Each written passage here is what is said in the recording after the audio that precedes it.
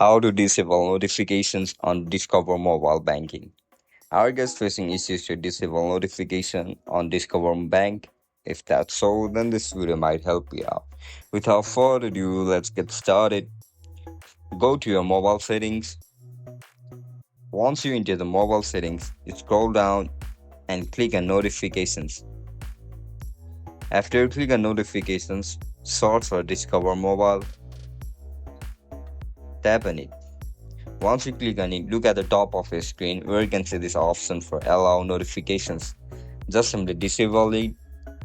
Once you disable it, you won't get notifications from Discover Bank. And that's it, guys. That's how we're gonna disable notification on Discover Bank. If you guys found this video helpful, don't forget to like, share, and subscribe to our channel. I'll catch you up in the next one. And if you guys have any issues regarding Discover, make sure to comment down below so that I can help you out. Bye bye.